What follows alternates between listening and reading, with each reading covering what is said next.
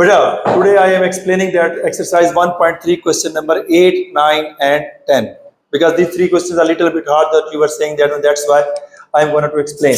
So what is the statement of the question number 8? A shoe factory has an asset of 20 lakh. Okay, 3 by 5 is the capital and the rest is the debit. Okay, and find the amount of the capital and the debit while the formula of the asset is equal to capital plus debit. तो जो formula है ना capital का क्या है? Capital plus debit. Debit mean that one if you want to start any business. एक simple example, if I will say that one if you have 100 dirham but you will also purchase a 150 dirham. यानी 100 dirham you have to pay directly but 50 dirham you take as a loan and then the asset will become total is equal to like this one formula. Okay, the total amount of asset is equal to 20 lakh. He said 3 by 5. 3 by 5 means that one, if the amount is 5 dirham, if the amount is the 5 dirham, then 3 dirham is the capital and 2 dirham is the debit. 3 by 5 का मतलब क्या है कि अगर आपके पास 5 dirham है तो 3 dirham is the amount do you have which you have already. Okay, and the 2 dirham you take as a loan and total amount is the 5 dirham, right? So 3 by 5th of this one, so the 20 lakh amount, so how much the capital? So we have to multiply by 3 by 5. 3 by 5 mean divided by 5. When we are dividing by 5 of 20 lakh, then we will get the 4 lakh. 4 lakh multiplied by 3, that is equal to 12 lakh. Now the 12 lakh is the capital. Now my question is for you, if the capital is equal to 12 lakh and the total amount asset is equal to 20 lakh, so what is the debit? While the formula is equal to capital plus debit. So debit क्या होगा? देखें आपके पास total amount कितनी है? 20 lakh. 12 lakh is the capital and he is asking about the what is the debit. मैं अगर एक छोटे से अगर आपको आसान तरीके से समझाऊं, आपके पास टोटल अमाउंट है 20 dirham. Okay, 12 dirham आपके पास है capital. So how much the debit? 8 dirham. How do you find? 20 minus 12. So same like that, if the amount is 20 lakh and capital amount is equal to 12 lakh, so what is the debit? 8 lakh. 8 lakh जैसे आपने अभी बताया कि 8 dirham, तो वैसे ही 8 lakh हो जाएगा. Understand? जैसे मैंने अभी आपने बताया कि 20 dirham have 20 dirham. Okay, which 12 dirham is the capital.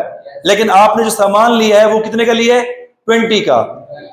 ठीक है, आप ग्रोसरी पे जाते हो कुछ परचेज करने के लिए, you purchase grocery of 20 dirham but in your pocket you have 12 dirham.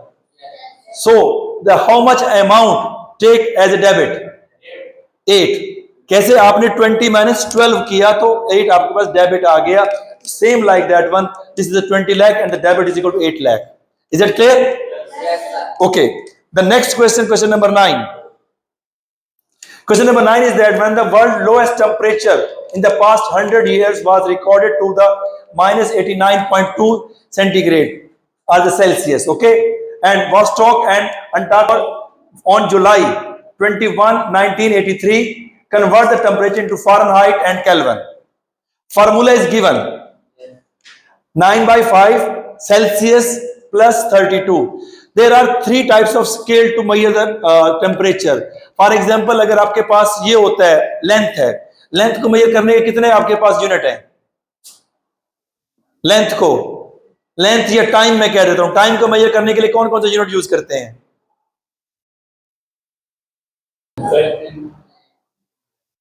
एक आपके पास टाइम को मेजर करने के लिए जैसे आवर है और मिनट्स भी हैं, सेकंड भी हैं, मजीद days, week, month, year. So these are the different types of the units to measure the time. इसी तरह से लेंथ को मेजर करने के लिए भी डिफरेंट यूनिट्स होते हैं. कौन कौन से यूज करते हैं हम? लेंथ को मेजर करने के लिए क्या क्या यूज किया जाता है?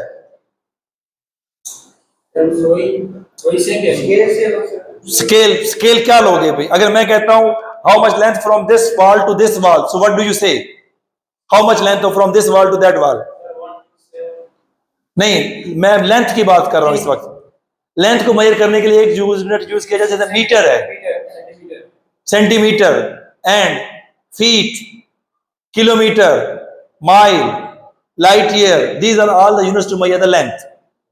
सेम लाइक दैट, जो टेम्परेचर को मेजर करने के भी 3 टाइप्स के यूनिट यूज किए जाते हैं, Celsius, kelvin and Fahrenheit. Celsius is also unit because Celsius is a unit that want to measure the temperature, like on a 0 degree centigrade the water is become ice and 100 degree centigrade the water will start to boil। तो ये उसकी unit है, यानी पानी का जो आपके पास freezing point से बॉइलिंग पॉइंट तक जो टोटल उसने कवर किया यूनिट्स, या आपके पास टोटल जो उसको मेजर किया है उसको पार्ट्स हमने डिवाइड किया 100। 0 डिग्री सेंटीग्रेड के ऊपर पानी क्या हो जाता है, आइस बन जाता है, एंड 100 डिग्री सेंटीग्रेड के ऊपर बॉयल होता है। तो इसी तरह से अगर डॉक्टर के पास भी जो आपके पास होता है ना थर्मामीटर जिसे कहते हैं, तो पाकिस्तान के अंदर जो मेजर किया जाता है फारेनहाइट के अंदर किया जाता है। वो कहते हैं किसी को टेम्परेचर कितना है तो वो कहते हैं जी 98 है या 102 है या 105 है, तो वो फारेनहाइट है, राइट। और यहाँ पे जो टेम्परेचर यूज किया जाता है वो सेल्सियस यूज किया जाता है।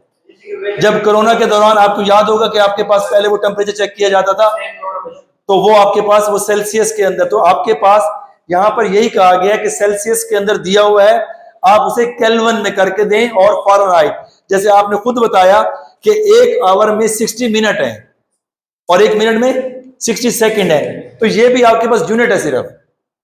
तो वो कह रहे हैं सेल्सियस इतना है तो फारेनहाइट क्या होगा, यहां सी दिया हुआ है ना, you have to put the value of C in the place of C, this Celsius.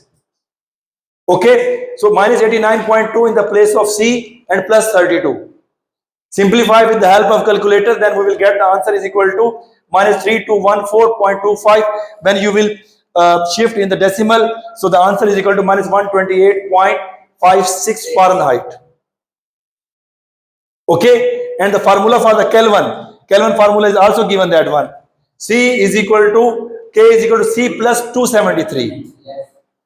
Celsius is given, in the place of C you will put its value and simplify, then you will get the answer in Kelvin।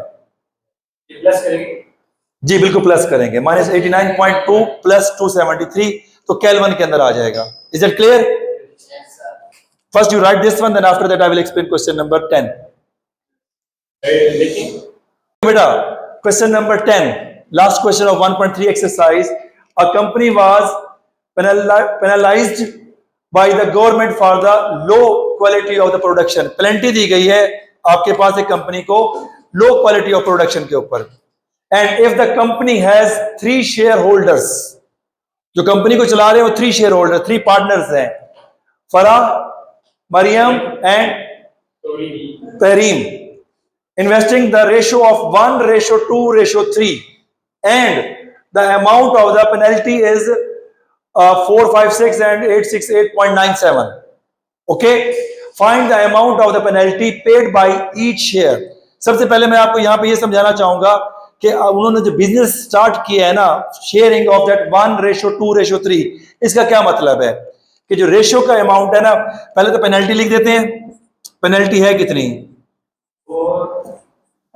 Penalty जैसे यहाँ Dubai में देते रहते हैं वैसे penalty दे, fine जिसे क्या कहते हैं, या अरबी में क्या कहते हैं, मुखालफत, ठीक है, 0.97 रुपीस। रेशो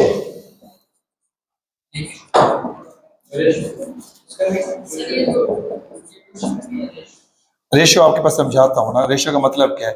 रेशियो का मतलब बेटा ये है कि अगर जैसा बिजनेस स्टार्ट करते हो ना कोई, तो अगर इसने इन्वेस्ट किया 1 दरहम, तो इसने कितना इन्वेस्ट किया 2, और आपने कितना किया 3, तो आप लोगों की इन्वेस्टमेंट जैसे ज्यादा है तो वैसे ही आपका प्रॉफिट भी ज्यादा होगा, और अगर आपके पास पेनल्टी या फाइन होगा तो वो भी उसको ज्यादा भरना पड़ेगा।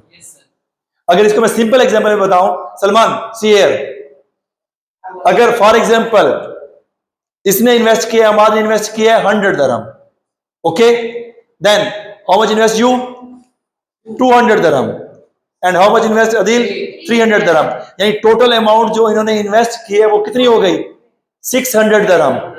अब 600 दरहम का जो प्रॉफिट होगा वो सबको इक्वली डिवाइड तो नहीं होगा ना, क्योंकि जिसने ज्यादा मतलब इन्वेस्टमेंट है उसको प्रॉफिट भी ज्यादा मिलेगा, और जिसका कम होगा उसको प्रॉफिट भी कम। तो पेनल्टी यानी जो फाइन है, तो जिसकी अमाउंट प्रॉफिट की ज्यादा है उसकी फाइन की अमाउंट भी ज्यादा होगी। And then how we can find, first of all we have to find sum of ratio.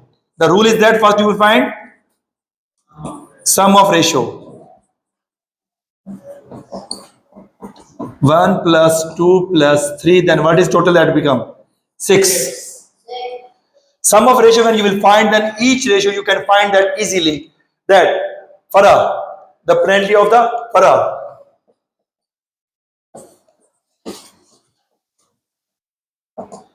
You write how much farah investment? 1 out of 6 multiply by आपके पास 4,56,868.97। बेटा इसको 6 पे डिवाइड करो, क्या आता है? आंसर है बेटा आपके पास, आंसर आ रहा है 76,144.828 रुपीज को यहां पे आप लिखेंगे RS स्टार्ट में। ये फरा का शेयर है।